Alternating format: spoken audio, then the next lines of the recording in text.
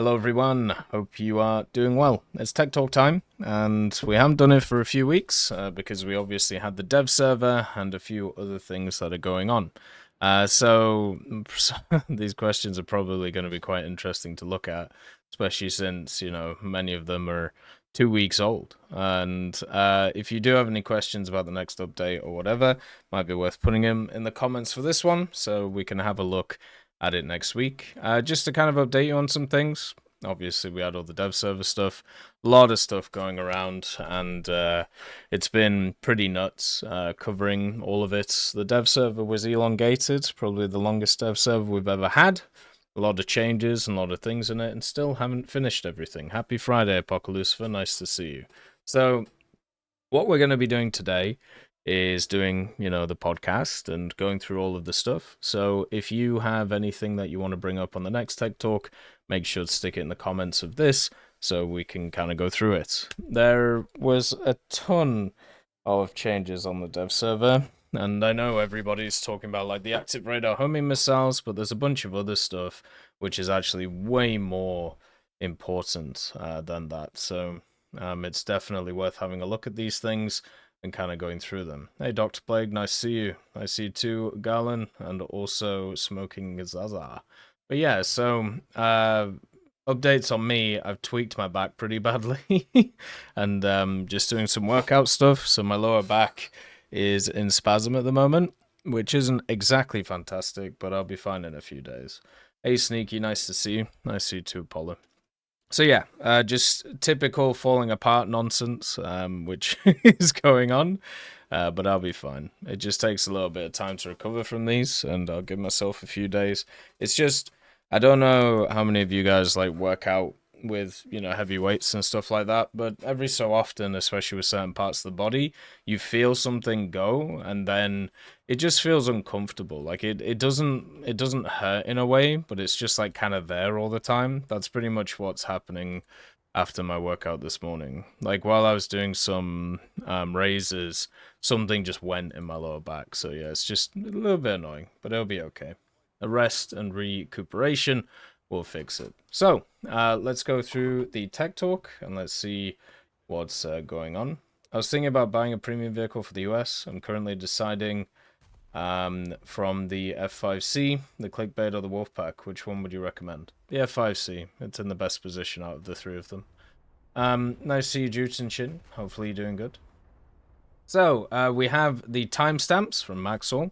Thank you very much for doing them. Always fantastic, always kind of people to do that. So thank you very much for sorting that out.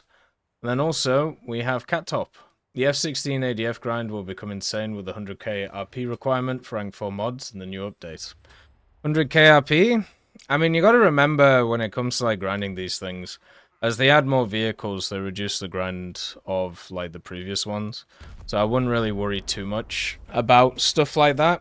I feel like it's gonna get, changed as we go along. I wouldn't get too massively into like the numbers on stuff like that. The major issue you're gonna have now with the new update is not actually like the grinding of the vehicles. It's the fact that they've just basically put in to the game a new set of vehicles which are just better than the ones that you were previously using.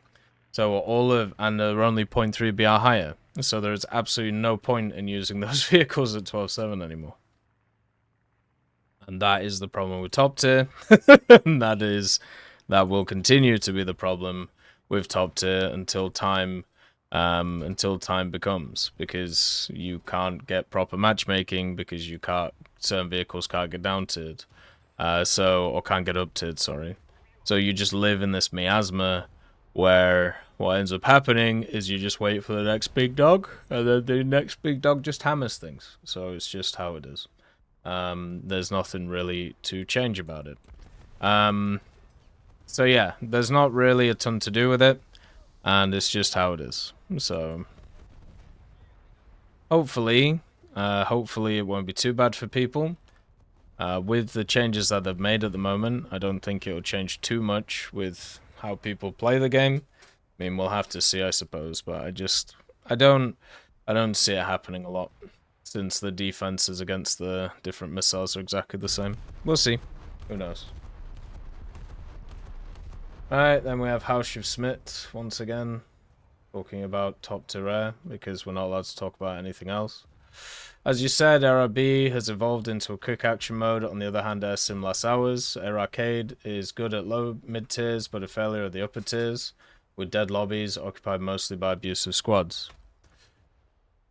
Upper tier aviation does not have the ideal 20-30 minute match that Gaijin said they were aiming for 10 years ago. So our upper tier choices are really only two modes that last either 10 minutes or 2 hours. This is my issue. There's no choice for Gaijin's self-described average player. There's no 20-30 match for the upper tiers. RB EC could be the bridge between 10 minutes and 2 hours. Even though, well, RB EC lasts 2 hours, so never mind. Why are you so against adding RBEC when we only have 2 viable modes at the upper tiers? Is there another way to have the ideal 20-30 minute mode at the upper tiers without splitting the matchmaker?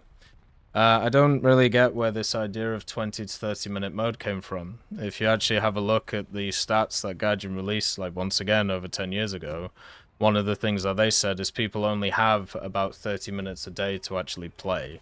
So they want to get as many matches into that period of time as possible. This is why Arcade is the most played game mode out of all of them, because it offers you quick, responsive, and, you know, fast gaming. Also, at the same time, I really don't care about this. What is happening right now with this is people have decided, including you, that there is this golden egg that you need to get towards, and unfortunately, that golden egg will never be attained. And you also have to work out, why is this the thing that you want? And why do you think this is right for everybody to do, right? Because if it was right for everybody, everybody would first of all want it, and then second of all, Gaijin would make it, right? Because that's the whole point. Why would they make modes that people are not going to enjoy? So you have to work out in your head why you've decided what is right for everybody else. Okay? And that's hard to do. I'm still waiting for a reason why they pushed it to 16 versus 16. There are plenty of them out there. You need to just go and ask people and stop changing the topic. After 2 weeks of just sat here and just going through this, and obviously them adding in the game mode that people wanted, now all the narratives change, now we need the next thing, and so on and so forth. I'm tired of it, okay? I'm bored. I'm not interested in top tier air anymore. People have made it not interesting to talk about, and every time I look at it, I just think I can't be bothered anymore. Especially after all the multipathing malarkey, and also everybody giving their ridiculous opinions about everything. I'm just bored of it. It turns out everybody wants the game to be how they want it, and they've decided that everybody else also agrees with this, even though that wouldn't be like shown in data or wouldn't be shown in anything else. So I'm just tired of talking about it. Every conversation of it going forward, I'm not going to take a part of. Somebody else can do it. Can't be asked. Right. Hey Holy Rune, nice to see you. Hopefully you're doing good. You could play a sim game for 30 minutes then leave? Well, most people do, yeah. But that has to be the question for you. Why is 20 to 30 minutes ideal? The matchmaker in Air Realistic is 25 minutes. The matchmaker in Air Arcade is 25 minutes. Right? That is the 20 to 30 minute standard. So the game modes are already set up to do that. People just aren't doing it. So once again, you have to ask these people why they're doing it like they are. Or you don't. I don't know. As I said, I'm really tired of this topic. So after many months of talking about it and talking about it in circles and just getting absolutely tired of it at this point, I'm not interested. Add an extra spawn in RRB, spread us out. Okay. What's your opinion on a PvE game mode for attack planes and bombers like heli PvE? for people to just have fun and kill respawning convoys and bases without being sliced by 3 fighters as soon as they're spotted. Sure, they can add it, just don't give it rewards. Sounds good to me. Then we have Isle of Gaijin. What do you think of the idea of Gaijin making a $13 or $20 pack that contains a War Thunder themed browser? A title that says something like Browser Gamer. Maybe a special decal, 12 days of premium account, and 1000 GE. Why would you want a War Thunder themed browser? This could be like $25 or $35. I'd love to see this to come along, but that's just what I think. I personally doubt people will use the browser, but it's just a suggestion of something that I think would be cool to see. I mean, sure. I mean, I don't see why not, but the problem, right, so number one, whenever thinking about marketing or whenever thinking about selling something, when you're not in control of the numbers, never put a number down, because the number will never make any sense to anybody, and it's just a way of placating. So I could just take your idea and put $5, and now people like it more because it's cheaper, right? But neither of us would be anywhere near what it would actually be sold for. So when pitching an idea, don't worry about the monetary side of things, because it's not something that you'll ever be able to control. Number two, I don't think anybody would want a War Thunder themed browser, especially since you could just do it by yourself independently. This is one of those products which you could just create by yourself very easily. It's like creating wallpapers, right? Wallpapers nowadays are pretty easy to do. There's a reason why stuff like Wallpaper Engine on Steam is one of the most played games, and it's not even a game. So yeah, it's kind of interesting to see. Morning, Eep. Nice to see you.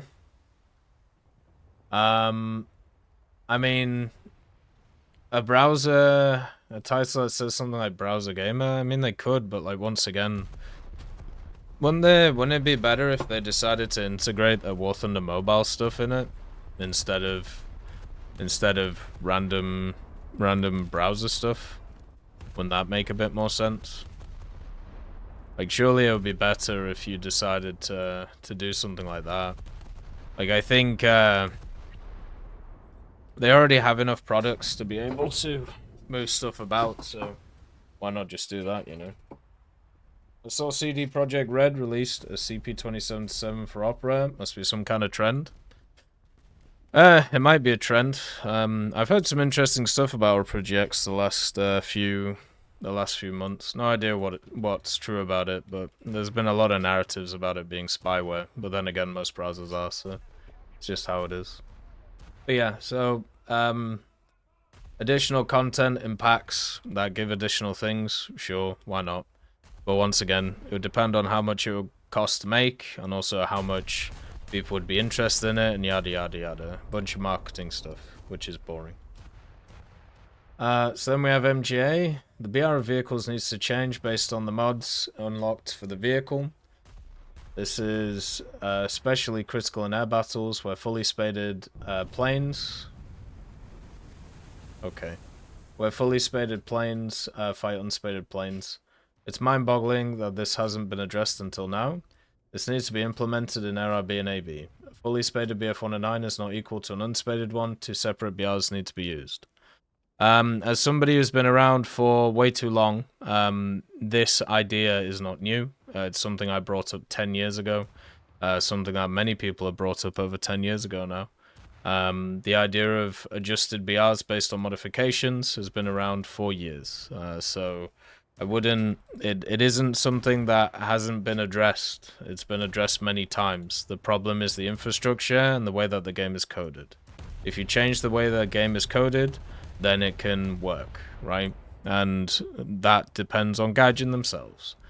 This is the same thing with stuff like game mode adjusted BR, when they said it was impossible for many years to do, and then they changed the narrative to, well, it seems like the statistics shows that it's not that different. That was just a lie. And now we're here now with different BRs based on game mode, at least for air and ground. So this is one of those things that will probably eventually happen, because it is something that's very true. It definitely isn't just true for air battles, though, and it isn't even the most in air battles. In air battles, you actually have way more ways of gaining RP than you do in stuff such as ground or naval. In ground or naval, you basically have setups where it's basically just you trying to lump out the enemy team and capture zones. Same with ground. There's no AI targets that you can farm.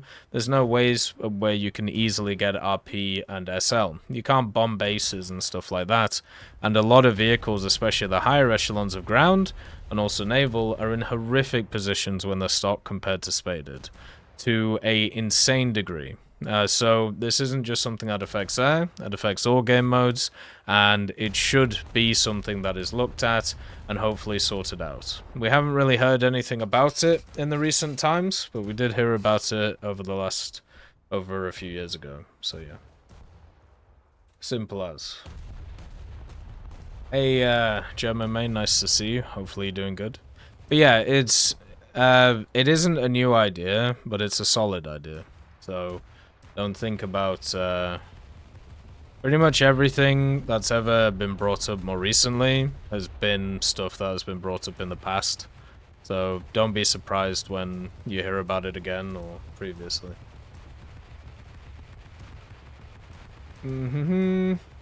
So we have Bpino. Hey Tech, I hope you see this. Hello. I'd love to hear your opinions on bringing back Rbec battles. Era's a bit stale, and I thought to myself, isn't this the air battle gameplay everyone is subconsciously asking for? No. I just want to hear your thoughts. Left this comment on another video, so I just copy-pasted it here. Fair enough, Pepino.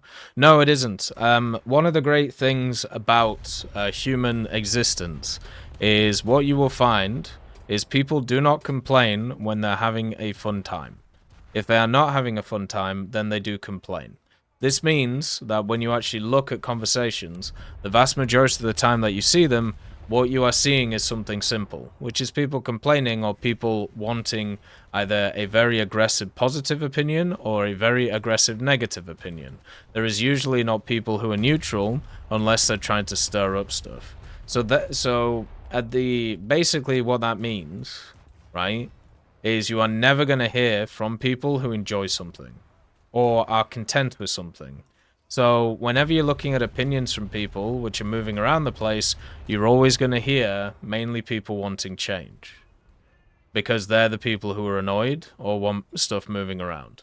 The way that you have to see this is if you have a look at high-tier aviation or if you have a look at mid-tier aviation, the way to actually move this stuff around is through queue times. Queue times is one of those things that will tell you how many people are playing and how many people aren't, right? And that is the metric that you have to use to see if people are content or not, to see if they're actually continuing to play and have a good time, right? So seeing a bunch of people talking about how they want stuff to change is not that like different from the norm, because it's happened continuously in War Thunder and will happen continuously in life. You will never see somebody turn around and go, actually, you know what, I'm happy with all of this. And if they do that, you know what happens? They get hounded for it. Because you have a bunch of people who turn up and go, well, I'm not happy with this, and you have to know about it. So, whenever you see all these conversations, you have to take that into account. There will be a ton of people who are enjoying, like, playing what they're playing, and there'll be a ton of people who are having a great time. But you just will never hear from them.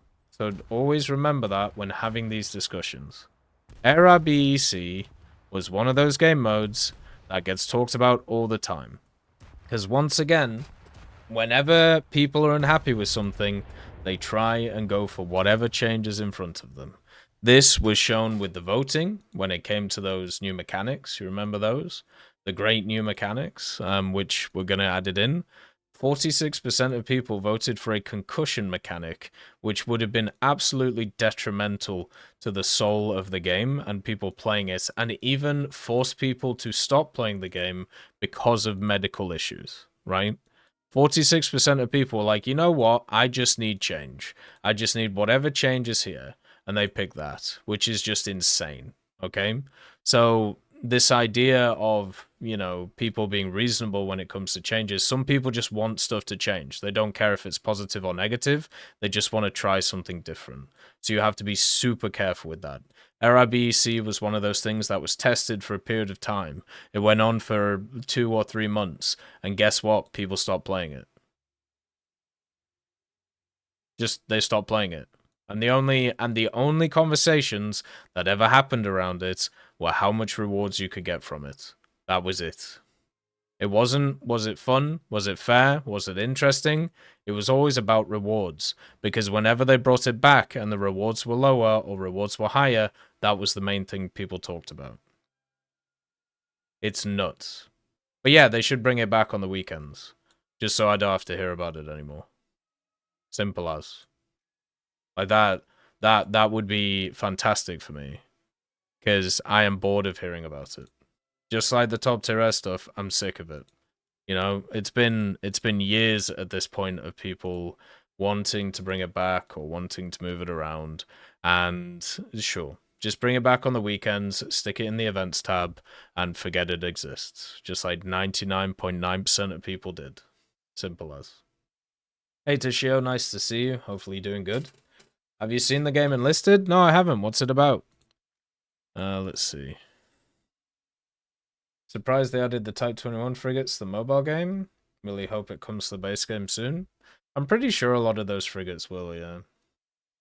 So we have Bewilds, Service Tech, Service. I think many lineups still have the problem of being too small or not enough versatile vehicles to last long in a match. I've tried to reduce this a bit by simply adding a few folded variants of tanks after them. They should be identical and just have the skin of another country or even unit of the specific army. As you would be grinding out the exact same vehicle multiple times in the same tech tree, I'd reduce their cost to like 1/3 or 1/4 of the RP, as otherwise people wouldn't grind them anyway. Have a great day. You too. They tried this with Israel, you know? Like, if you have a look at Israel, right? Well, like, they have 1 million Magaks, and they're all basically the same. They have, like, 1 round different, or a little bit of extra armor. And I will say it does get kind of boring playing them.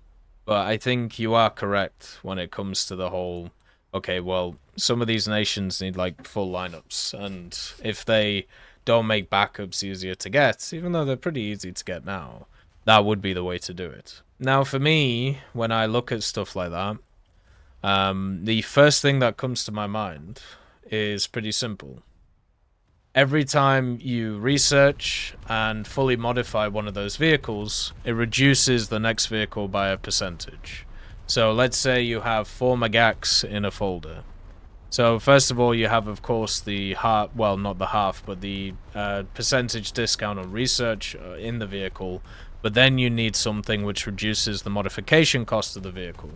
Because playing the same thing over and over again is not great when it comes to this stuff. So, what you want to do is that you want to create a situation where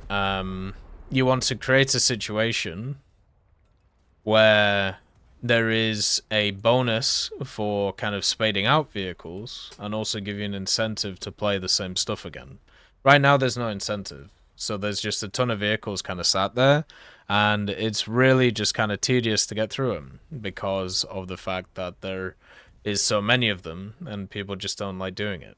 But the idea of foldering them, and then also giving them, you know, a little bit, foldering them and giving them a little bit more stuff, like a little bit of a discount if you spaded other vehicles, I'm down for. Hopefully they had stuff like that before. In other words, RRBEC just turned into normal RRB and more flying downtime, which is the main issue with where RRB is it is. Yeah, I mean, top to air, like most of the maps are just DC maps. So yeah, the only difference is you can't respawn, right? They kind of already have this with folder vehicles having less RP requirements. Yeah, but they only have less RP requirements for researching the vehicle in the first place. What I'm asking for is research reductions on modifications. Because being able to research these vehicles total RP less is fantastic, but the modifications wise they're the same cost still.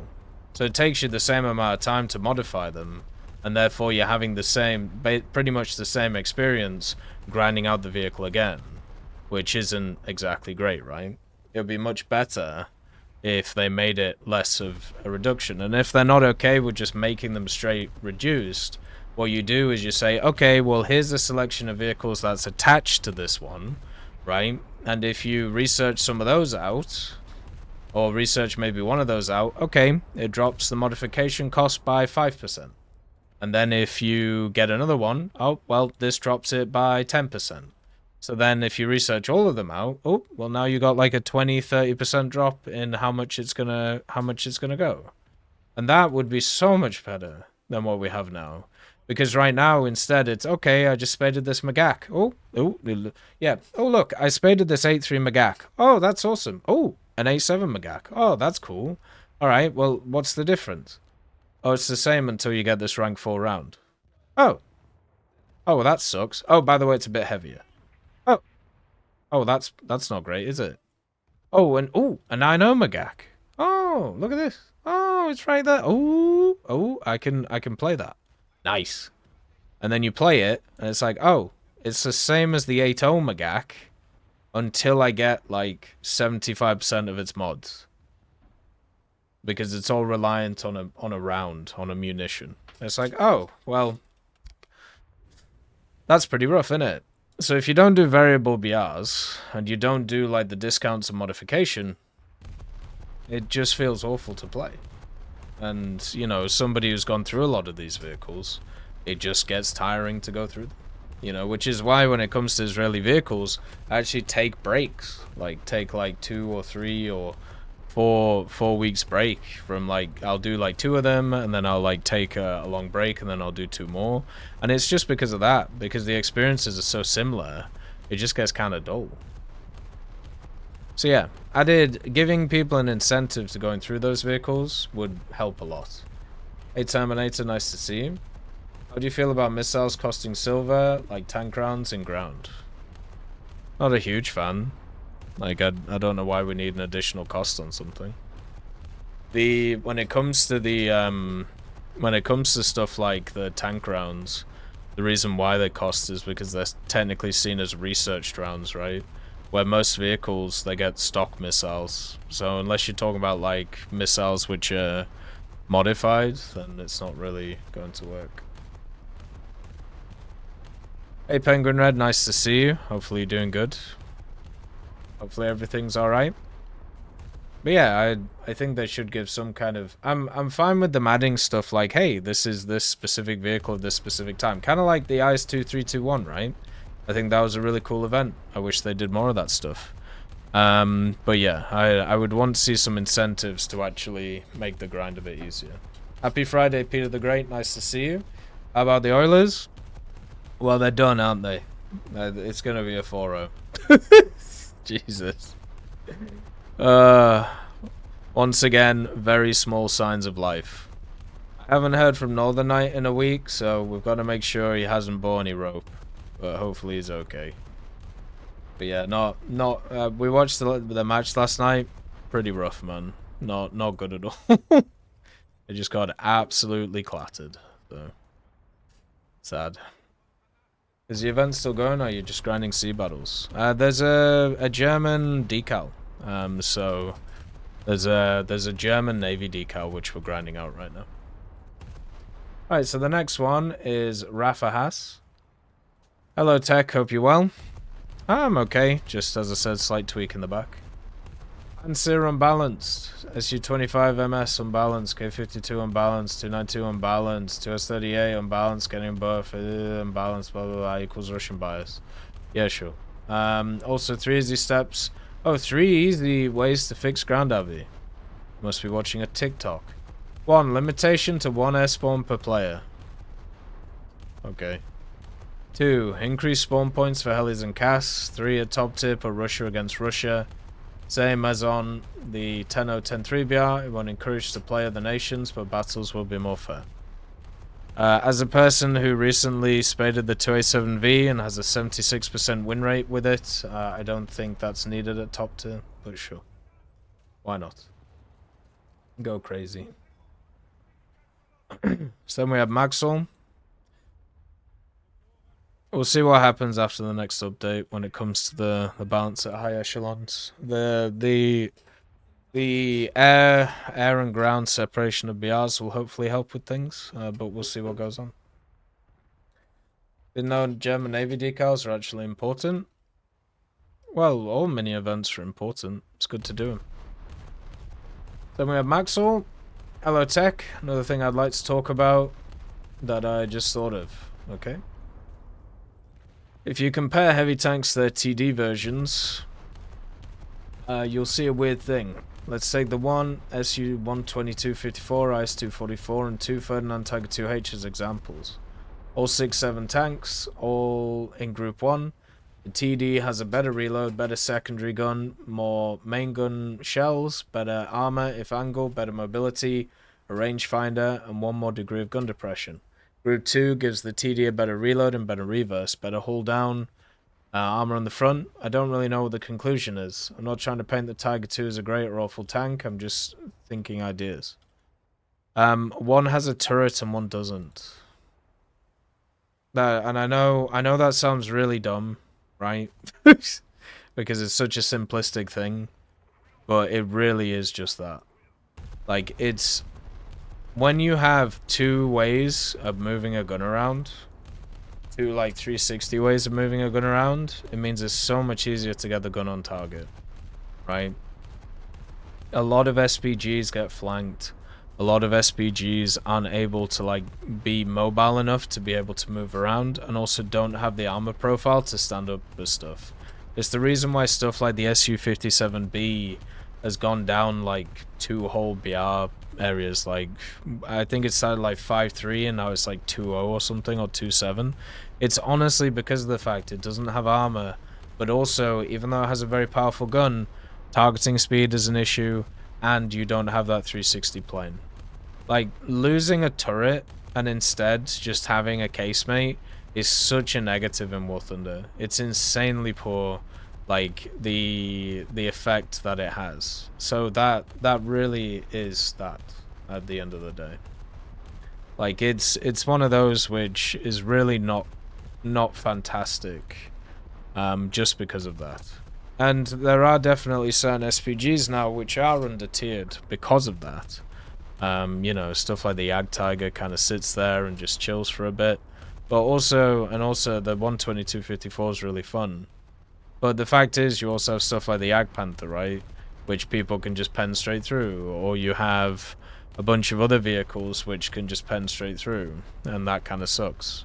So yeah, the main thing is honestly the turret. And I know that's crazy, but it's literally that. Sick of forking him out. Time to blow up the team and start over. Send McJesus to Detroit. I don't think they'll blow it up somehow. They got to where they did, right? But it is how it is. Do I have a streaming plan? What do you mean by like a streaming plan?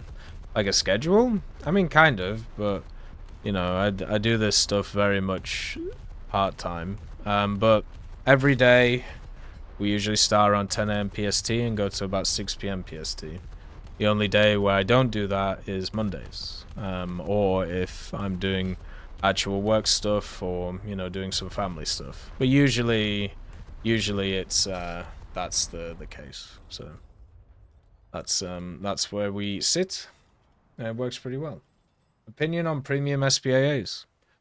I'm guessing nobody buys them. Otherwise they would have more, right? Maybe people should just grind them out. Hey Terminator, nice to see you. Don't know why people don't just grind out AAs. How do you get different sites and tanks? User sites. You can find them on War Thunder Live. Then we have Nispel Kurt. You know what would be realistic? Spawn points based on production price of vehicle.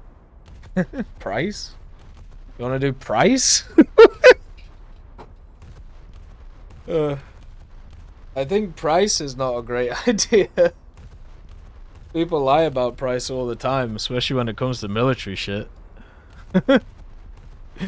uh, I mean, you could do funny things like production number, but yeah, price I don't think would work. Hey Colton, nice to see you. I'm doing good today, man. I got a spasm in the back, so it hurts a bit. Did I stop playing Mana Lords? No, I completed the campaign, and then I want to see what goes on with it. You know, there's been a few like updates, but they haven't really added anything crazy apart from a bunch of bug fixes, and also some of the trading stuff. When there's been more significant changes, we'll go back to it and give it a go. It was really fun. I had a great time with Mana Lords, but I feel like I completed it, right?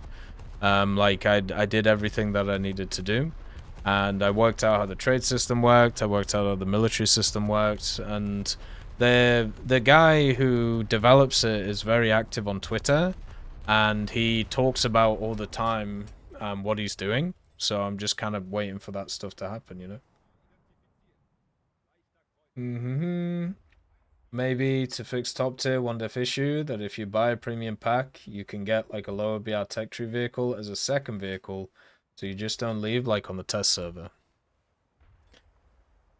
What they ended up doing with premiums is giving people backups, so you can just spawn in the same thing again. It didn't solve the issue, so I hope once we've put in all of these like suggestions to fixes, once they're implemented in the game, we can actually talk about why people actually want def leave instead of all of the reasons why people think they do, which is something I brought up a bunch of times in the past. But yeah, we'll see what goes on. Like, hey Anthony, nice to see you. Hopefully you're doing good. Yeah, Mana Lords was really fun. I had a great time with it. But it was pretty fun. And Maxwell's comment got duplicated, which is kind of weird. Then we have Ace of Spades. Where would the Dassault Rafale fit in RB with the Meteors? Probably a top tier. Like, I don't know. Like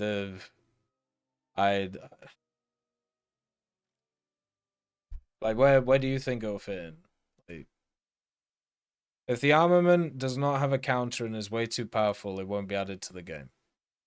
Number two, if the vehicle gets added in, they will want to try and attract people with it, so they'll give it some kind of newfangled thing. Okay? We won't see stuff like that for a while, or at least we shouldn't do. So, okay.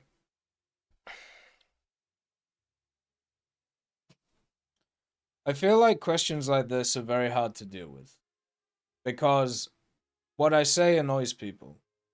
So I'll say it, but just understand it's not to it's not to annoy. Talking about additions like the Rafa or Raphael or Raphael or whatever you want to call it. Talking about stuff like the F-22 or the F-35 or any of these vehicles is completely worthless. And the reason why it's completely worthless is because we have no idea what the game is going to look like by the time that they're added. If you have a look at War Thunder's history, it has 5 major updates a year, plus like one little tiny one in August. Then it has micro updates all the time, whether it's change logs, whether it's BR changes. There's just stuff going on all the time. So the situation when that vehicle is in the game will be completely different to the situation that we see now. You see constant change, especially at the top tiers of the game. So this idea of plonking something into the game, which is so far removed from it right now, it would be insane. And we also have, things that show us that's the case. When they added the F-14, because the movie got released, when they added the F-14, it just took over the game. Nothing could touch it. It came in way before it should have, right? Same with a bunch of other vehicles in the game. So this is the problem you have. Like, and that's why a conversation like this. Here you go. I'll give you like the stock YouTuber answer. Oh, the Dassault Rafale?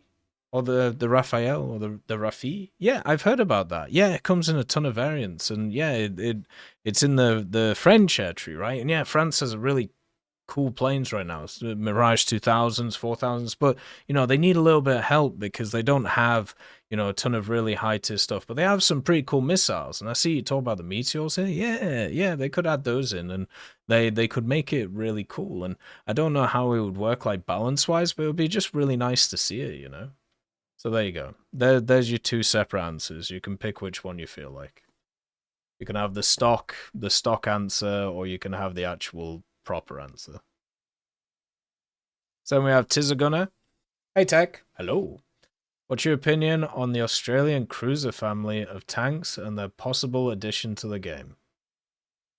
I know we have the AC-1 and AC-4, but there's still the two, the Scorpion, the Thunderbolt, the E1, the E2, the E1, the Sentinel. All of them are different arrangements of armor, armament, and features. Add them all into the British tech tree. Hey Dado, nice to see you. Hopefully you're doing good. Now, sub-tech trees have been fantastic for the game.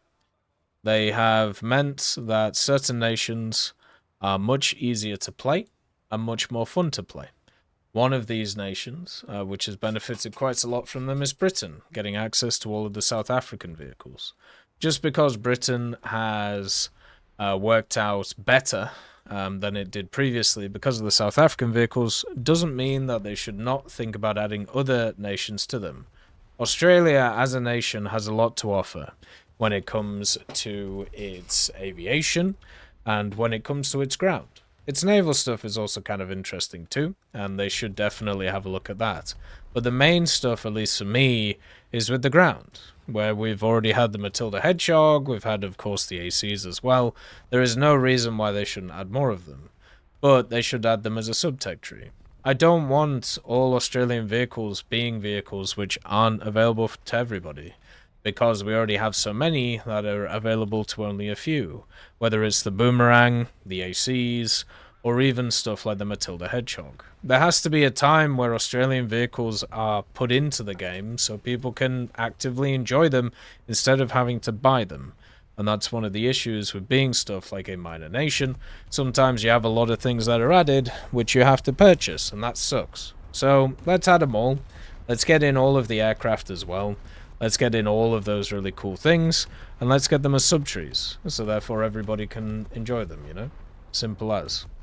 Can we have the Bob Semple? As a collector piece, sure. I've talked about the idea of hangar vehicles before, and I really do enjoy the idea of a hangar vehicle, and the Bob Semple would be a very good hangar vehicle. Can you get different tank sites in War Thunder without a P? A P? You mean like a PC? No, I don't think so. I wish we had the Canadian trio branch. Well, yeah, that's another one, and I'm sure we will, as time goes on, There's always time for things like that to be added. It's not as independent nations. Simple as. Right, here we go. So we have a wave with you, Valbega. Hello, Tech, and everyone reading, and welcome to an episode of It Exists in Real Life, so Guardian should add it. In today's episode, historically and realistically accurate modes, part 2. R&D and economy. The economy, like in real life, will be an easy fix, since we'll simply convert the in real life price of a vehicle to silver eagles, which is the silver coins price. And do the same for the amount ammo and maintenance costs. For example, the original F-16 was $13 million, with maintenance cost per flight hour being around 9k. And converted to silver coins, it would be 424,837 silver lines and 295 for the maintenance. Simple as. This will also mean that the silver lines you make playing any other mode will not be transferred here.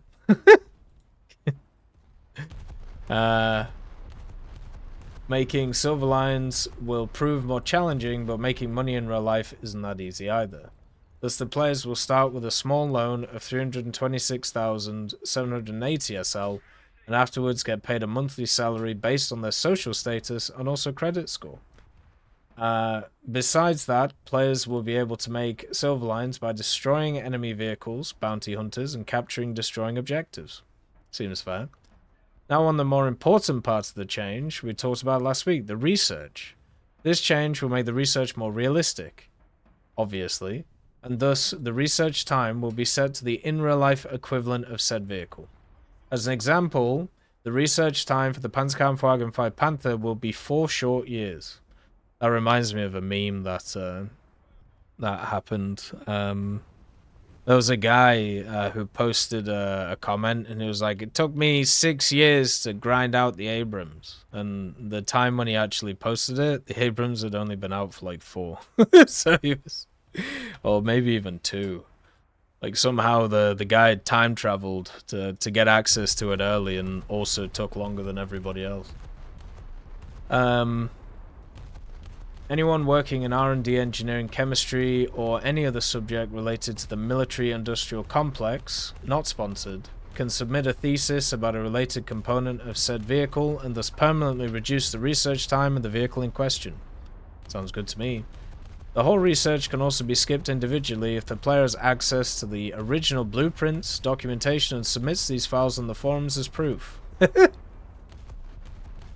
Another very sought after change is we'll have to implement is the removal of all paper/incomplete vehicles.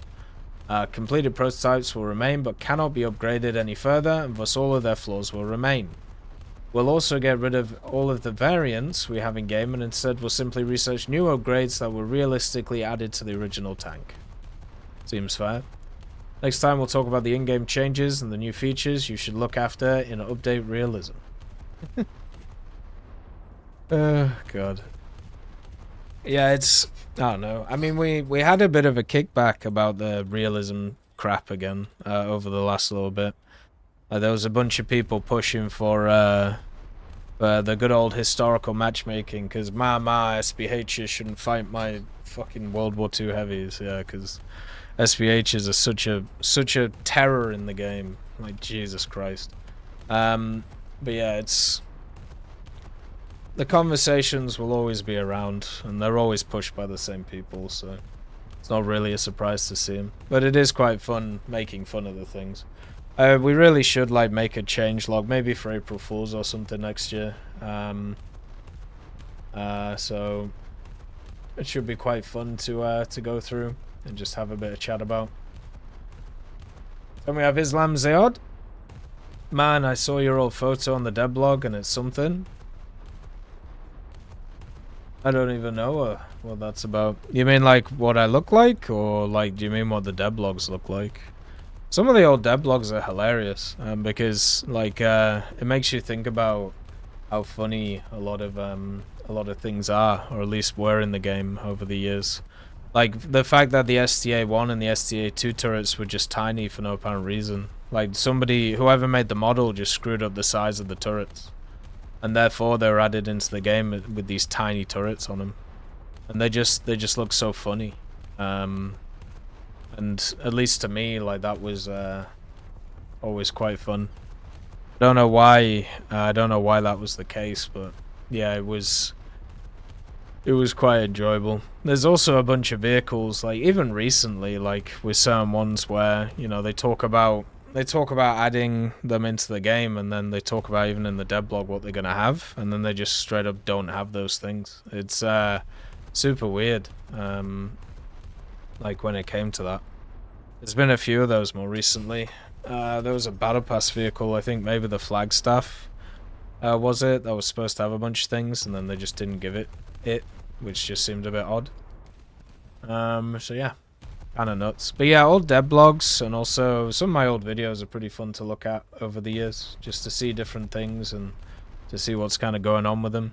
It's nice to sometimes do a bit of a nostalgia trip and, you know, have a bit of fun.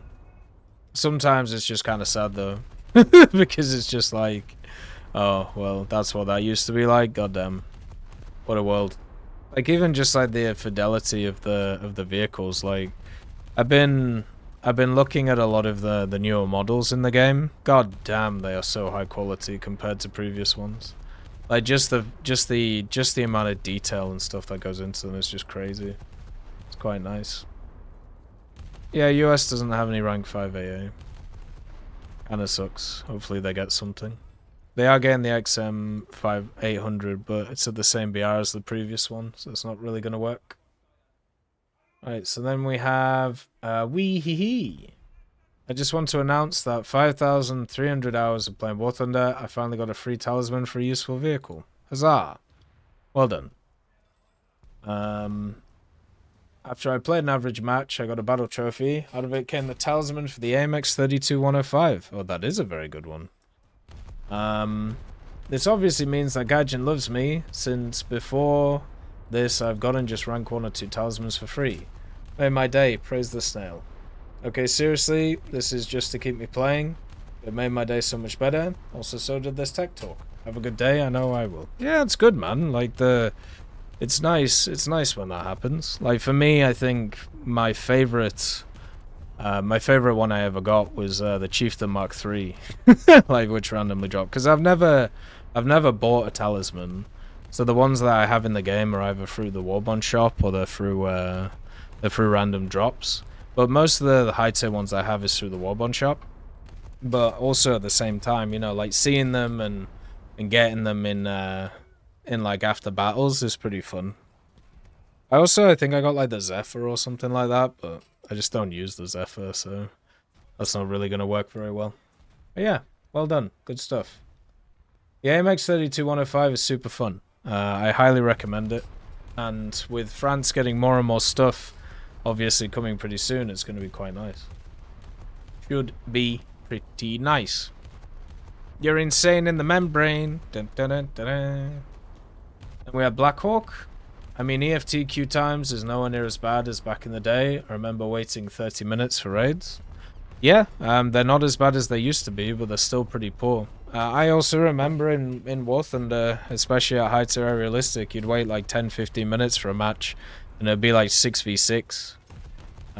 Like that was a thing that used to happen way back in the day. And yeah, it just kind of sucked because you were in the match as long as you were out of it waiting for a match. And I don't know, like, it's a big put off for people. Like nowadays people are being a bit more truthful about this stuff, which is nice, because like, for example, like Naval, right? One of the things that used to be about Naval is like, well, why don't you decompress the BRs, because there's so many vehicles that, you know, face really badly up against each other.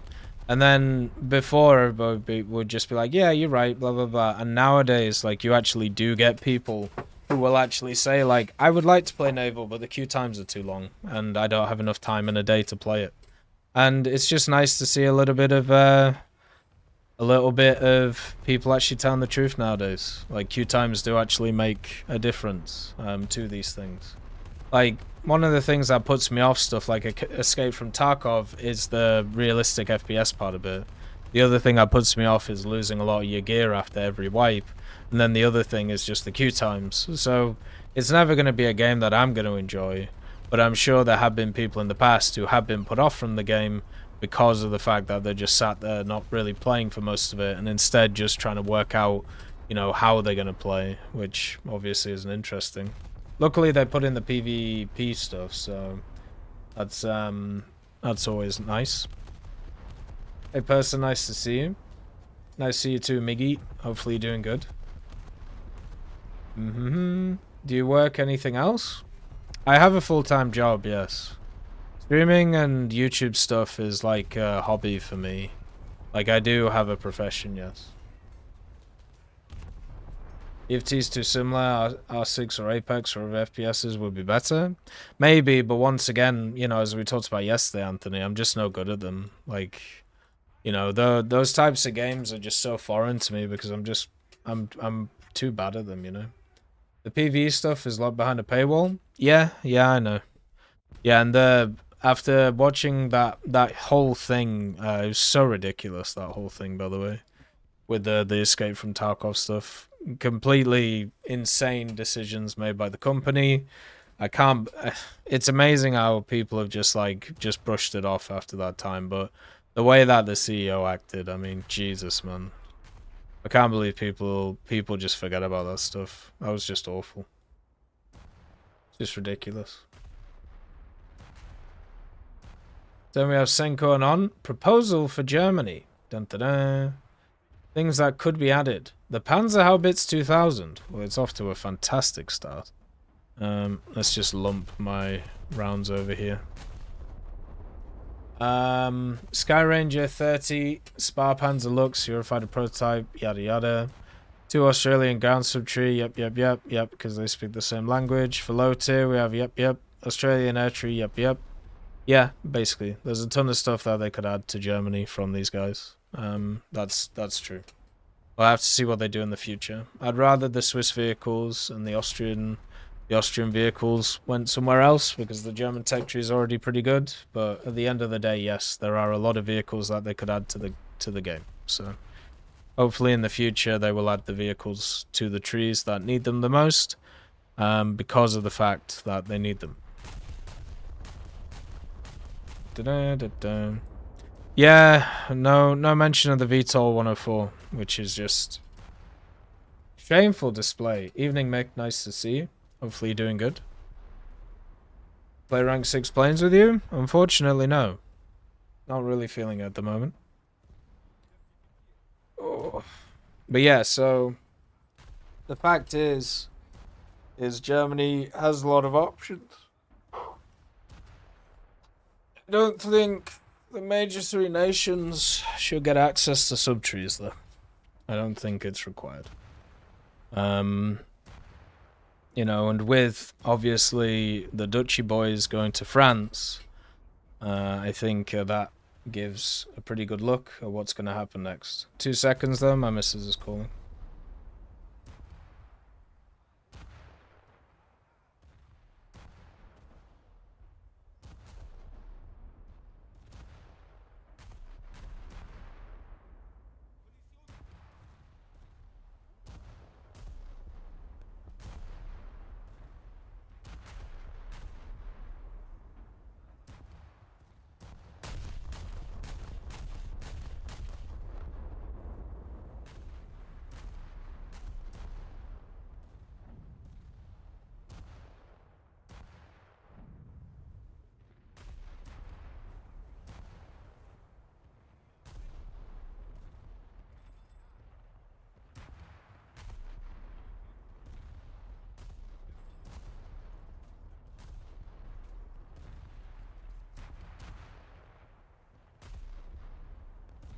Sorry, we're just sorting out some holiday stuff. We're gonna be going away at the start of July for a few days, so gotta get all the bookings and everything like that done, as you do.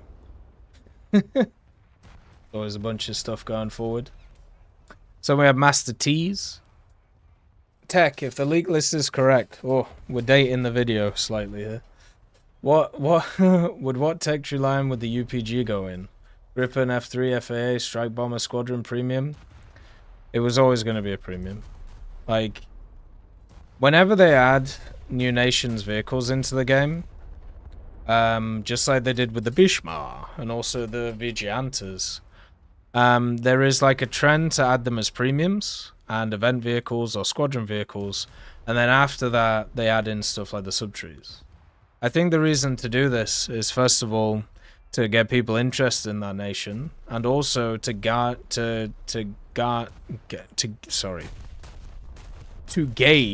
how many people are interested in it.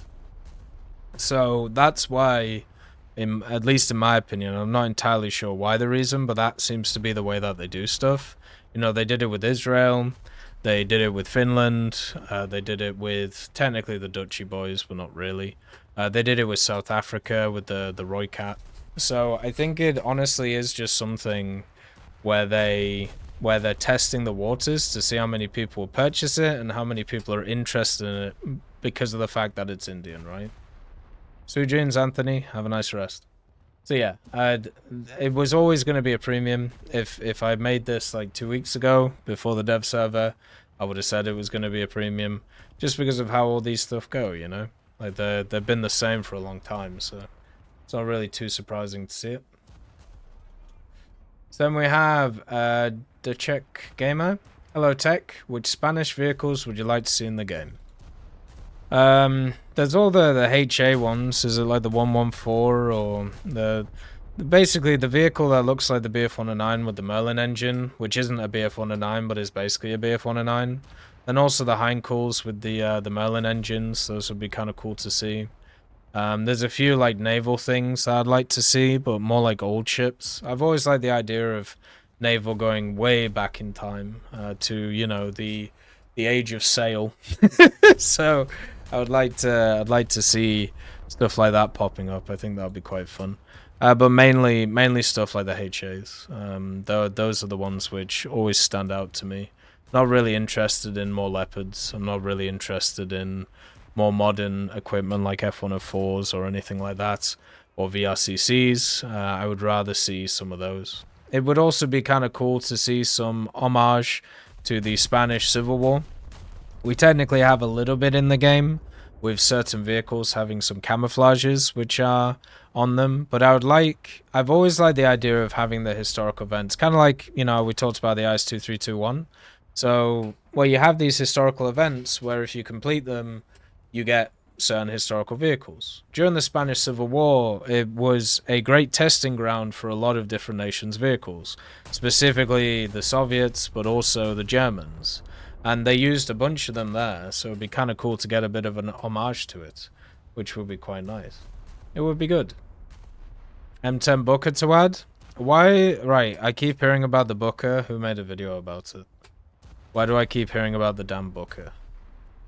Been happening for like, for a few weeks now. It isn't confirmed when the update's gonna go live, but it'll probably be next week. What if people are not buying the premiums that come before in Tech Tree? Do they just stop working on it?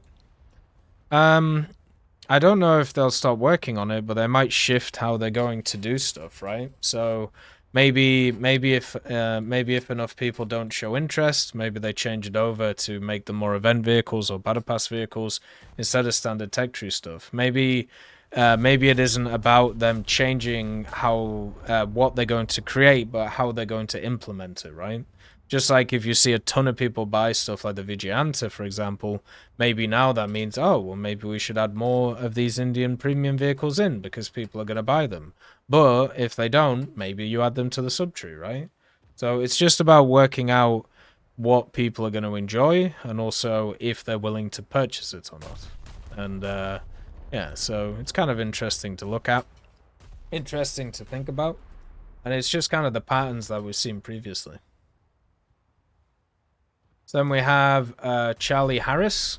Hi Tech, I just want to know your opinion on the possible introduction of the Su-15 Flagon. Since I actually think this would be an aircraft, would actually be quite good in War Thunder, even though it's just an interceptor. I'd imagine it to be very good at boom and zoom tactics, and if someone was to take a bomber into the match where you could face the Flagoon, or the Flagon, it would be very quickly made quick work out of the enemy bomber, and introduce some War Thunder. What kind of battle rating do you think it would be? Personally, I think it would be around 10-0. I have no idea what it is. I'll have to have a look for 2 seconds. Is it just one of those like weird Cold War Soviet vehicles that didn't really do too much? Let's see. Are there enough people that buy premiums because of what nation they're off? Oh yes. Oh yes. Yes, there are. I've had a bunch of people actually ask me, is it worth buying the Canadian Leopard as a collector item for Canada? There are a ton of people who would literally buy vehicles based on the nation that they're from. I know that sounds really weird, but yeah, it's kind of crazy, right?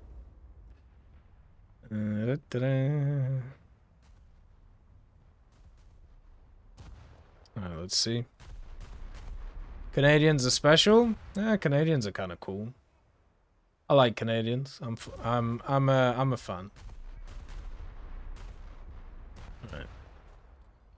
So I'm just doing something. There we go.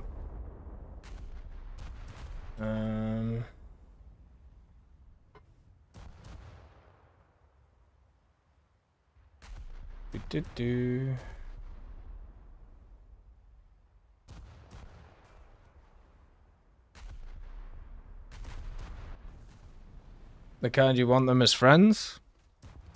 I mean, sometimes, yeah. But yeah, there's plenty of people who are around who straight up do stuff like that, you know. Like they do buy stuff because it's from a certain place or from around. Like nationalism in this day and age is quite decently large at the end of the day, and it should never be forgotten about, whether people want it to be or not. There we go. The SU-15 flagon. Oh, this is just one of those which, so Gaijin has kind of missed out on these vehicles because of what they're designed to do, right? Like there's a ton of vehicles in history which were designed with the idea that they would be very powerful at intercepting bombers and not really anything else. Well, since Gaijin hasn't really added any of the bombers that they're supposed to intercept, adding them into the match doesn't really make a lot of sense because you won't intercept anything. So a lot of them don't have guns. A lot of them have really bad missiles. Like, for example, this one, right? It has 2 gun pods, so it doesn't even have, like, standard guns. And then it has either 2 R60s or 2 K8s, right? And the K8s are just those massive donkey missiles, which really aren't very good. So it puts you in a place where it's not really going to work very well, right? Like you're going to basically just have a pretty rough time if you play something like that because you're super limited on armament. And that's something that you see with a lot of these vehicles. There's a lot of like Soviet interceptors where they only have like 2 guns and that's it. Or they have not 2 guns. They have like 2 missiles and then that's it. They don't have anything else. And I feel like at least for these ones, that's probably why they haven't been added, because they're super limited in their overall use. And yeah, it kind of sucks. It would be better or it would be nicer if it was different, but unfortunately it isn't. So yeah, these things are designed to go fast in a straight line and nothing else really. It's something that doesn't really fit. But they'll probably add them in the future because, as we talked about previously, when you have something that has to constantly expand,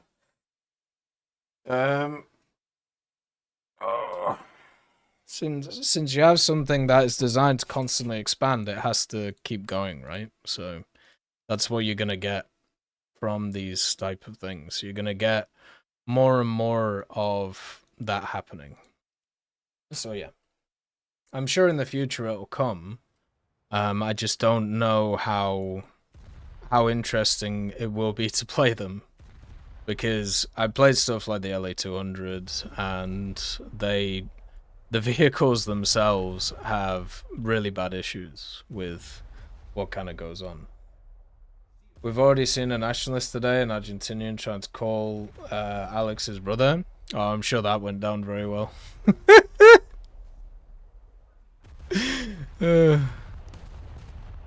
Oh dear. It's Latam time, baby. Hey, Epic Gamer. Do you know how long it takes to transfer a War Thunder account?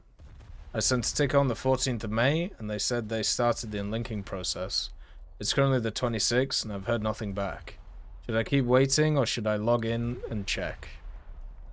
If I remember, the longest I've heard of somebody was like 2 weeks, but I haven't ever done the process myself, and I don't know about it, so I apologize. There are a lot of communities out there that have had people who have transferred their accounts, so it might be worth asking them about it. But yeah, I don't have a lot of information, unfortunately. Ask him about when you see him next. The guy was hilariously deluded. Well, I'll probably chat to him later and we can have a look. See what was going on. Yeah, it's nice that they offer the account thing, but yeah, it does cause a few issues, right? With trying to make sure that everything actually works. Then we have Jerry. Ooh. I know there shouldn't be any more independent trees, but I kind of want a new one just so I can have the experience of grinding out a new tree again, since I have most trees close to top tier. Also, $100 million, but you can't use your cement mixer for 30 whole minutes. Would you take this offer? My cement mixer? The last time I actually did some cementing, or whatever you want to call it, we had to use a wheelbarrow. So the old classic chuck in the stuff in a wheelbarrow and turn it with a spade. So I've never actually used a cement mixer. Whenever I've had to do stuff like that, I've never needed that much cement. So yeah, we'll take the million bones or 100 million bones. Why not? I get that idea of grinding out a new tech tree and the feeling that it gives and all of that stuff. But I was also thinking of my last set of ground experiences where I ground out a new tech tree, okay? So, number one was France. They ended up removing a bunch of the vehicles because they were so bad. So that was my first iteration into that tech tree. Italy they added with very low penetrating, very low armor guns that didn't really work very well. Then you had Sweden, which was an okay experience apart from lack of APDS and then lack of lineups at the time. And then Israel, which was a horrific starter experience. So when I think about like all of the nations and all of the ones which you know, to grind through, I actually don't. Most of them, when you get to like rank 3 or rank 4, they start getting some pretty good vehicles and pretty fun vehicles, but the start of them never feels good. So yeah, with the subtech trees, it's been a lot better though. They feel a lot better to grind through, but also at the same time, it's because I already have vehicles ground out. I'd have to ask somebody who hasn't got all that stuff ground out on how they feel about it, because it might be different for them.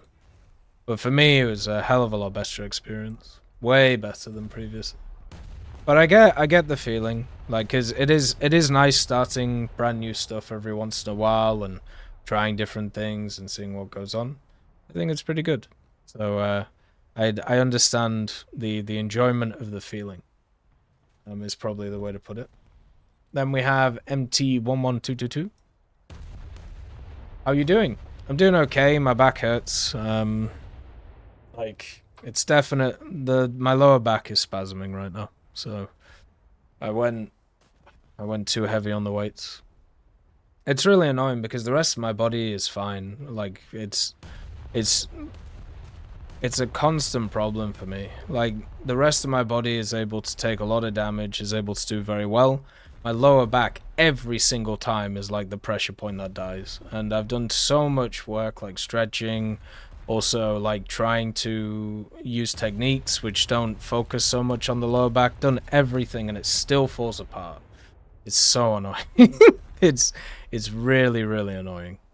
Like, I wish I could find a fix. But c'est la vie.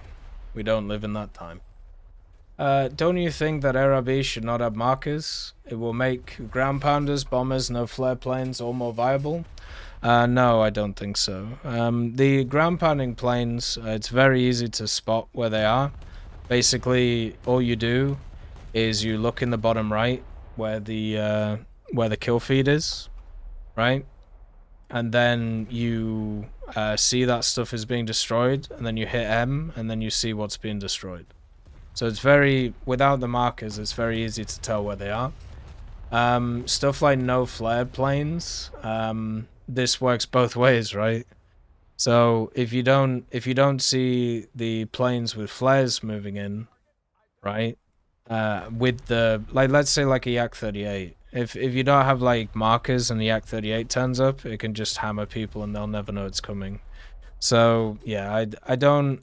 There was a push a few weeks ago for this like no marker stuff. Once again, just go play Sim if you feel like that. We need to make something really clear. Hey Dissa, nice to see you. We need to stop trying to blur the lines between realistic and simulator. Realistic has worked very well for many years. It's been very good. People have enjoyed it for many years. But there is this constant need from people to change it to therefore be more like simulator. When what the people should be doing, if they actually, you know, enjoy those types of mechanics, they should just go bloody play simulator. It would make so much more sense, and I just don't know why they don't do it. It's very confusing to me. It probably because you're stuck in the cockpit. Like, that's literally it. Or maybe the flight controls are a bit harder. But yeah, it's just, I don't get it.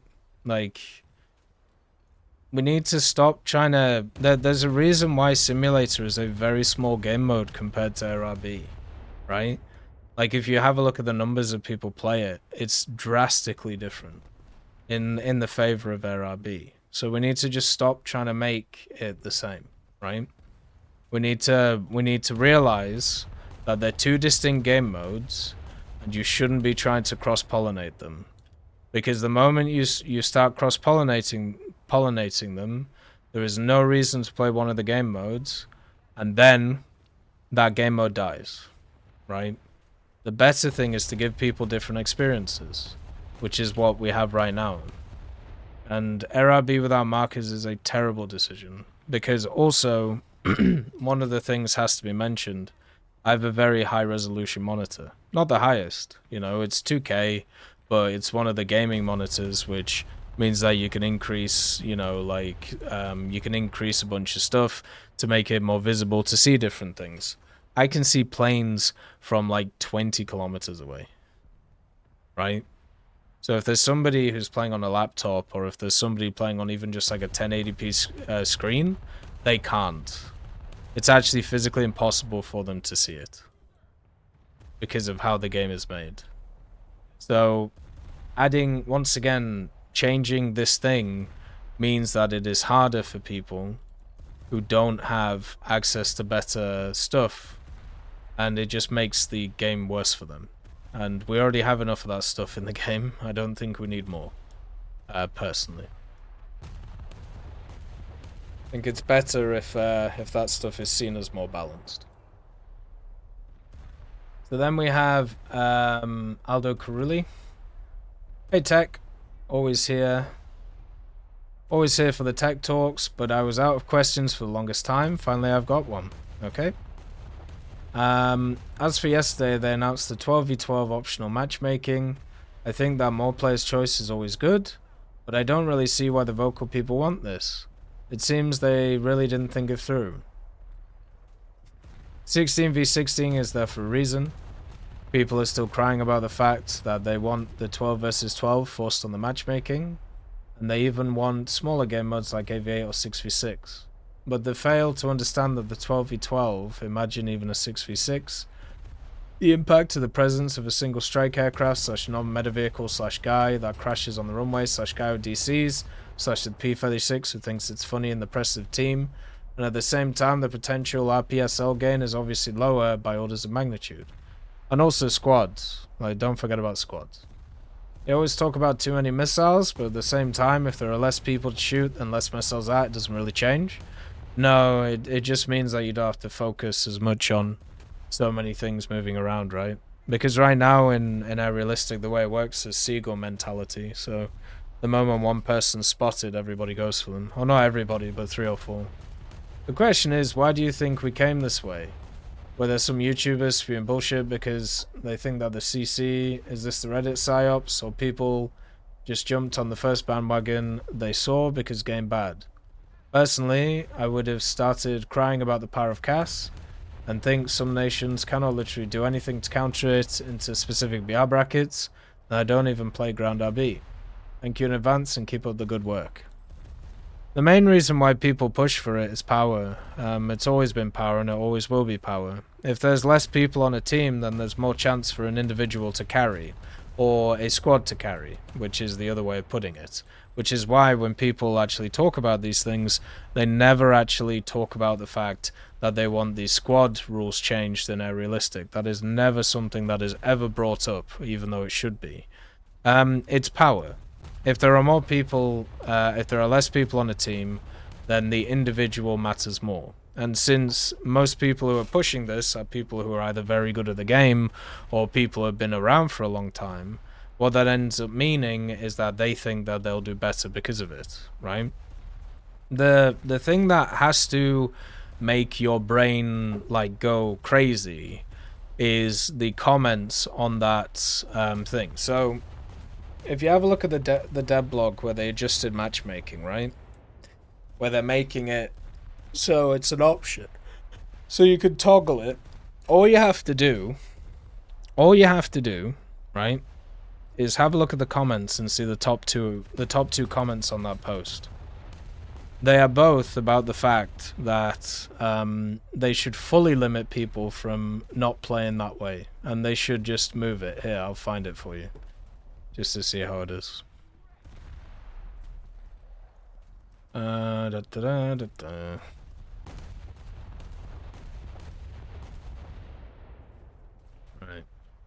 Let's see, because it was quite an old dev blog. There we go. Options for smaller team sizes and realistic, right? So that was the name of it, right? So the top comment on that post is, with nearly 200 upvotes, make it aviator not optional. Literally no one likes 16 versus 16. So that's the mentality of these people. And then the second one is option, what a joke. So once again, another person with 100 upvotes who just wants to completely limit how people want to play the game. Then the next one is 12v12 is too high, why not try 6 to 8 per team? And that's 81 upvotes, but the min max is 6 to 12. So that person just can't read. So yeah, it's one of those things where you've got to understand, this is a set of people who want to dictate how you play the game. Right? They don't want options. Hey Lane, nice to see you. They don't want options. They don't want anything like that. They want you to play how they like to play. And that's the problem with top tier in general, right? People have a set way of playing and they don't like it changed. It's one of the problems with competitive gaming in general, which the higher echelons are more competitive than the lower tiers.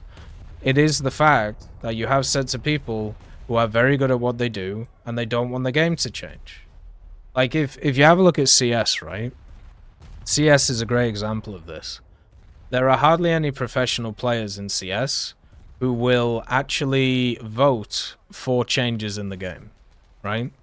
Unless it's changes that benefit them. But most of them like the game the way that it is, and they worry about change, because if change happens, they might not be as good as they were before. Or maybe it'll change a tactic, which, you know, they weren't as good at previously.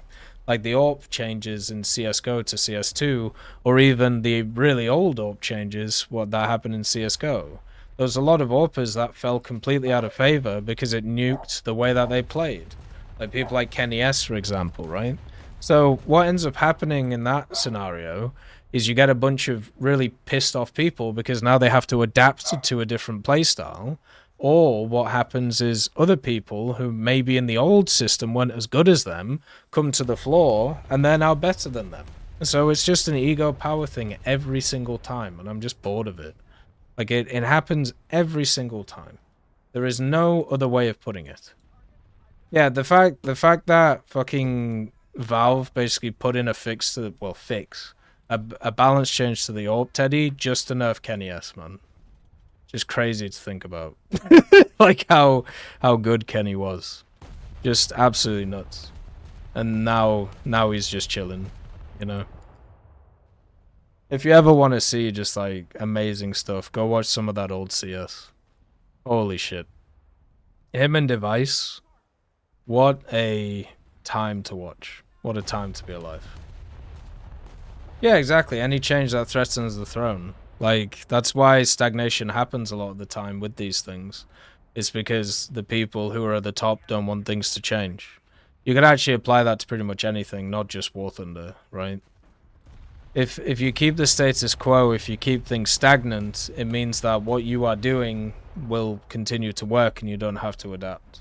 So it's just how it is. Oh, good old Hiko. Hiko was one of the top pros in Valorant when it started, didn't he? But I think he's retired now. Good old Hiko. He was fun. Hey Rusty Sniper, nice to see you. Hiko was a great ambassador. So we have not Sean. It has taken me 9 years to get the F-16. That's true. It's taken me 30 years to get the Admiral Hipper. I'm only... Oh. Literally, I only just got it, so it took me 30 years to get it. I don't know how old Eco is now. He's probably like mid-30s. I think he still streams though, doesn't he? He's chilling. Just having a good time. He's 34? Yeah, there you go. It's 9 years, Morty. 9 years.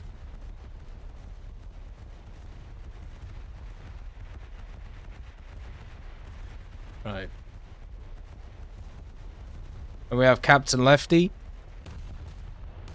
Tekken time? It is indeed Tekken time. Took a bit long for Tekken time. Two weeks for Tekken time, but we're here. We're Tekken. On the right hand side of my thing, there's a there's a suggestion for a War Thunder video.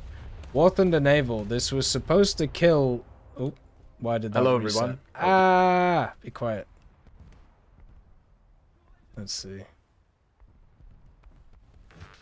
It was War Thunder Naval. It was supposed to kill World of Warships, and now it's dead.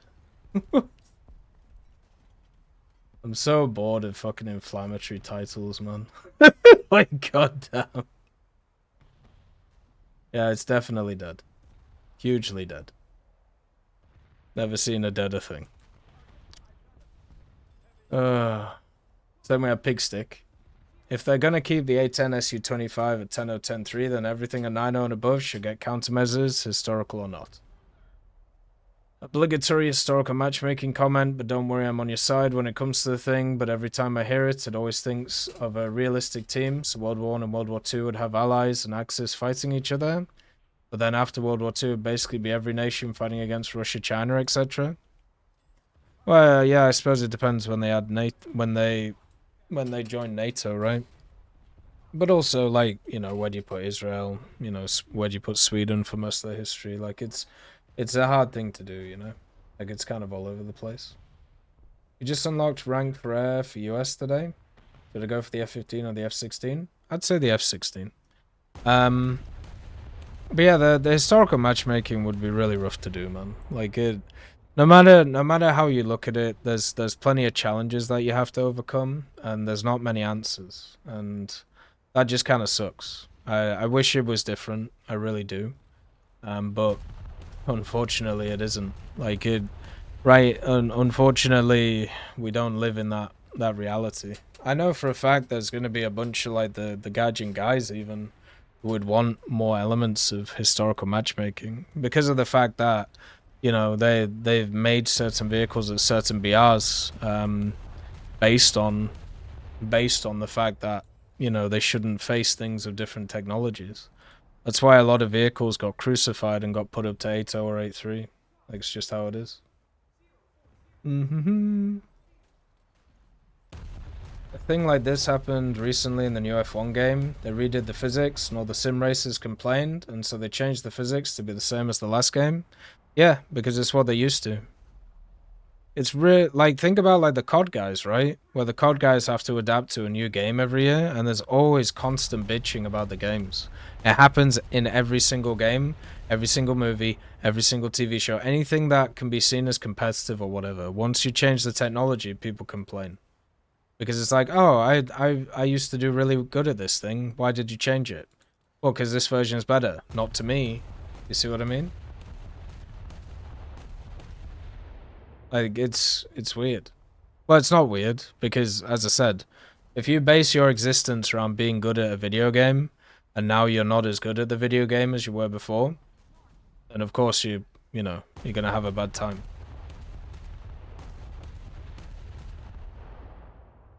But yeah, the A10 and the SU-25 thing is just a pain, man. Like, I honestly wish they never added those vehicles.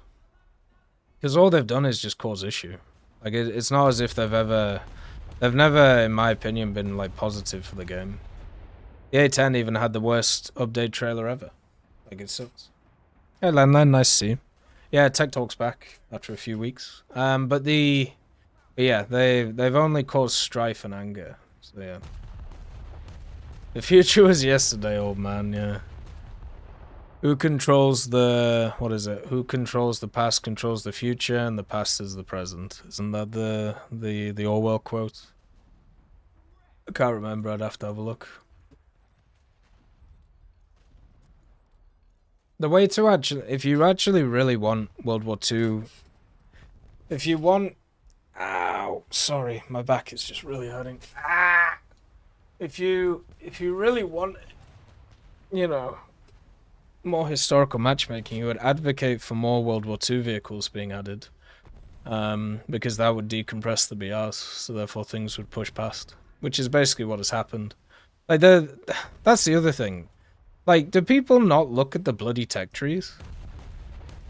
Like, I don't think people realize how low certain vehicles are right now. There's hardly any 7.0s in the game. There's hardly any 7.3s, and there's hardly any 7.7s. Like 7.7 has quite a lot of stuff, right? But 7.3, like, well, for certain nations, but 7.3 and 7.0, there's naff all there. That's why you get full up tiers in your damn 6.7s. You need to fill out that bracket. But people complained. So now a bunch of the 7.3s went to 8.0 and a bunch of the 7.7s went to 8.0. So now you're screwed. Like, goddamn. Like, it's just... so now you have to live in that reality. Sucks, doesn't it? It's not a fun one.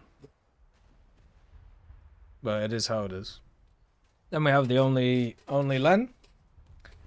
Let's see what the only Len says. Is this you, Len? Did you change your name? It's the same profile pic. Da, da, da. Hey Tech, hello. I had to delete this comment because I sounded stupidly grumpy the moment for last week's Tech Talk. Got the grumps. Basically, Sweden, grind, yada yada. Finally got to rank 5 on the pain train. Has been quelled. Almost the entirety of Sweden rank 4 and below was so cancerous to me, I was just contemplating on just becoming a French enjoyer. Yeah, Sweden, people talk about Sweden as this very powerful nation, and certain BR brackets are very powerful, but there is quite a lot of issues in certain areas. Also, the Foch can apparently depress the 15mm now. Pleasantly surprised, now you can peek the tiny hole behind the gun, because the model cuts out there.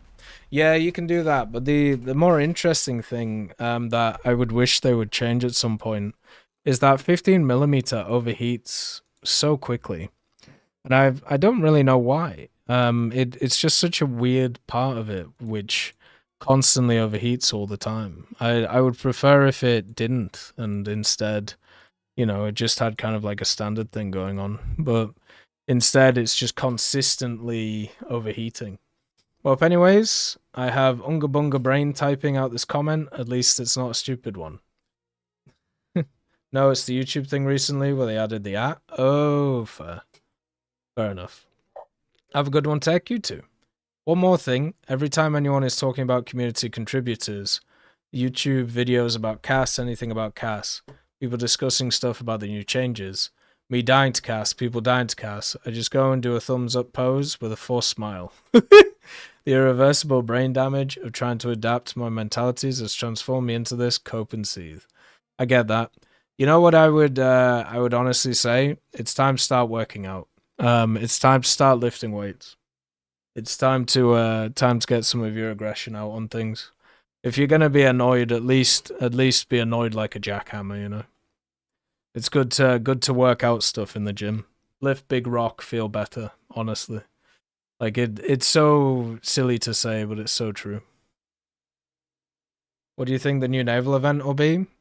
I don't know. Are we getting a naval event? I'm not sure.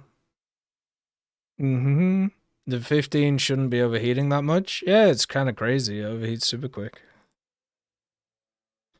Hey Bruno, nice to see you. Then we have Common Sense. Hey Tech, I'm getting sick of idiots bringing biplanes and top tier RB jets. Just a wasted slot on a team. Oh, well, don't worry. It'll be 6v6 soon, so it'll affect you even more. I've no idea how they're manipulating the matchmaker to get into these battles, but can we stop it, please? I'm sure you've talked about this before, but I've forgotten if there's a solution. Also, bravo on your free speech takes. We need more people shutting down the hurt feelings police. Thanks all for today. Cheers. Well, I mean, it is the kind of the hurt feelings thing, but it's more just about the fact that I want to live in a place where people can openly say what they want. And I know that can lead to people being derogatory, and I know that that can lead to negative things. But at the same time, as long as the power imbalance isn't completely screwed, you can then counter that, right? So, for example, if there's some asshole who's just being racist to somebody, the thing to do is to stand up and to tell him to shut up, or to give it a rest or whatever it is. But if you have a power imbalance in a society or in a place where that isn't allowed, then that's where the problems become. Because then one side is favored over the other. And one of the problems with the internet is that has happened for a long time. Where depending on what space you're in, the imbalance of power is all over the place because the moderation is not balanced. Reminds me of there was a Joe Rogan podcast ages ago with Tim Pool on it.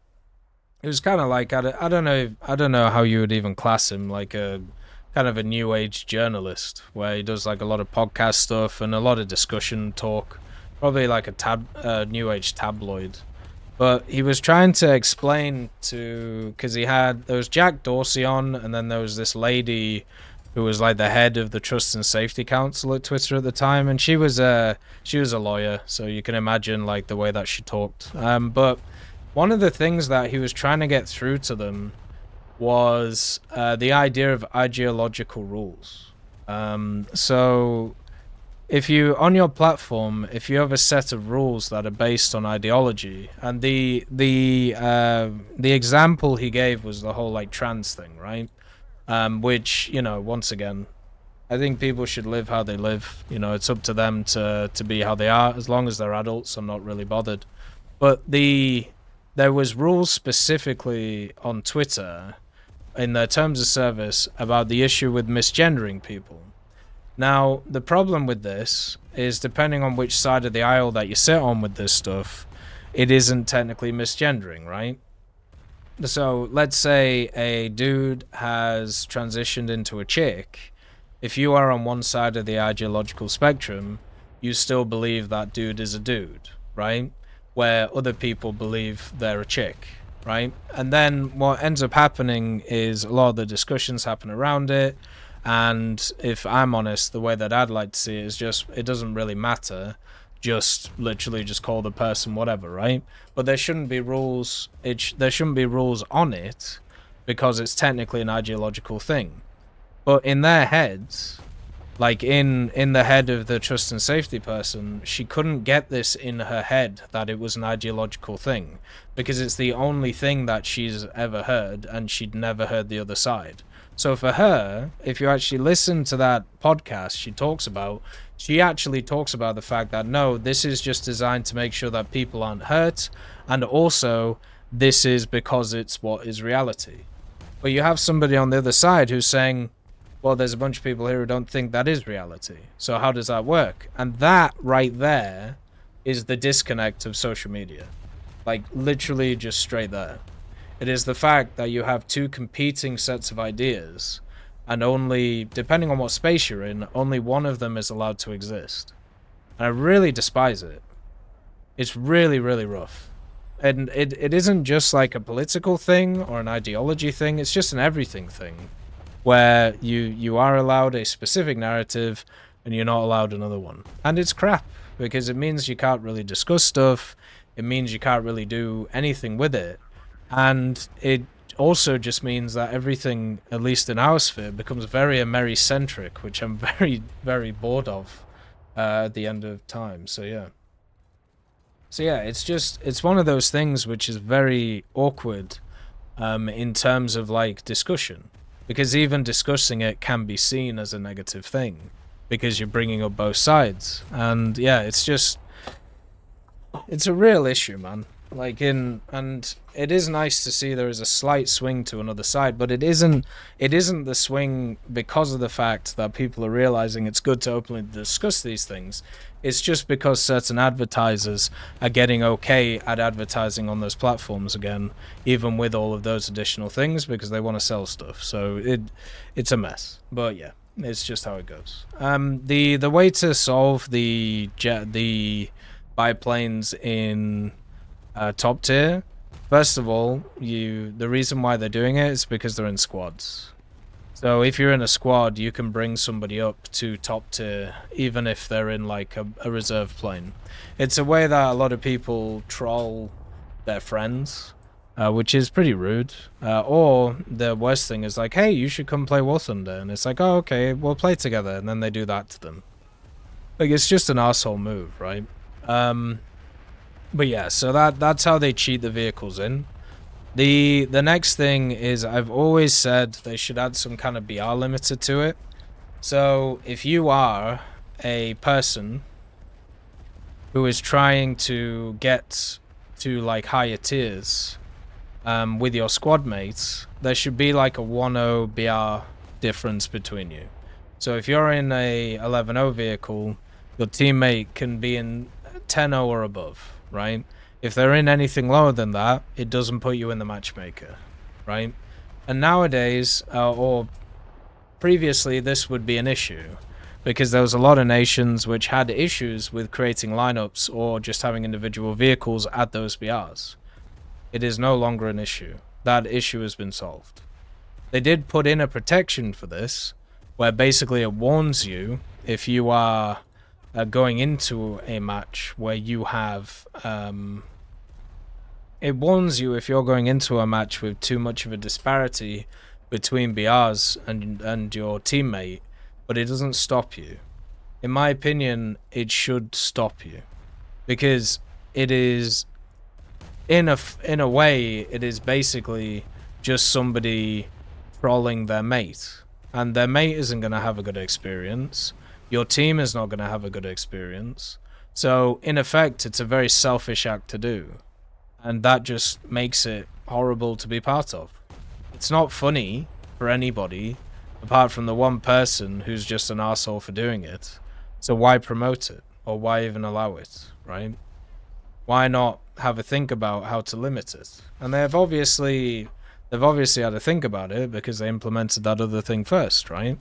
But it still is something which needs to at least get a handle on, because whenever it's added or whenever it happens, it's annoying as all hell.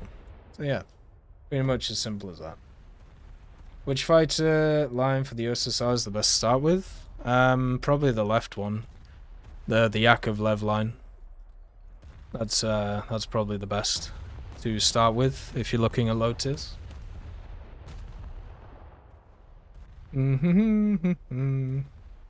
So we have Source, who says hi. Hi. Hopefully you're good. And we have Islam Zayod again, who says, if I have a 90% chance to get an up tier in games, this isn't supposed to work, having 90% chance to get down tier? Or is that not how it works? And do you have a solution to always getting up tiers? Basically, the only solution to getting up tiers all the time is to play top tier, because then you can't get up tiered.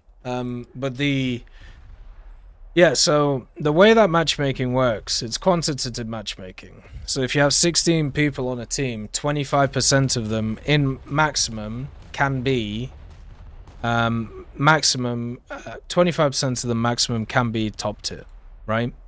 So that means 75% of them can't be top tier. So if you have a match which is 10-0 to 9-0, you can have a maximum of 25% of them being 10-0, and then 75% of them being 9-7, 9-3, 9-0, right? So if you have a look at that idea, if you are in a 9-7, 9-3, or 9-0, you can see yourself as being up-tiered. So 75% of the team feels like they've been up-tiered, right? Where 25% of the team feels like it's been down-tiered. So that's pretty much why people feel like that. The other problem, which actually this has been a problem mainly in aviation, but it is a problem in others too, is the fact that you have a bunch of BRs where there aren't enough vehicles at. And also the fact that one team could have 25% of their team be the top BR bracket, and the other team could have 0, because it's a maximum. So one team can have 4 10-0s, and the other team can have 0. And this is a real problem. Like, problem areas for this are the higher echelons, 10-7 in ground, because there's only like 2 nations which actually have 10-7s, or maybe 3. And then the others, it's 10-0 for air, where I think there's like 4 vehicles in the game at 10-0. Like, there's the F8, the FAU2, the A10, and the SU25.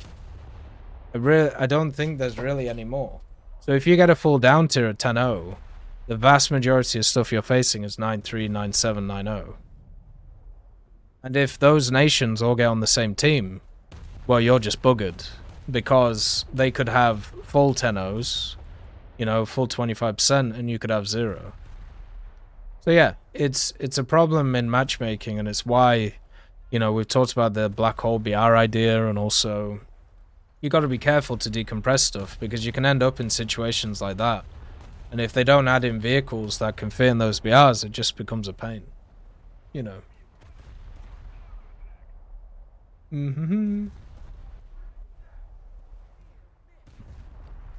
But yeah, so you got to be careful of that. And also, you know, the only way to stop up tiering is literally to play the top BR. You'll always get up tiered.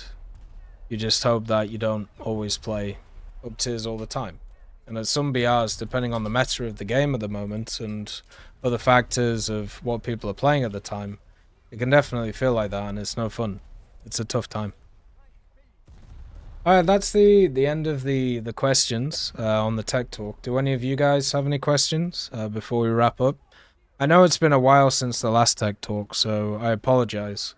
But the dev server and all that stuff takes precedence. It's better to do all that stuff, because by the end of last week, so by Sunday/Monday of last week, after recording all the videos, my voice was just done. Like, it was gone.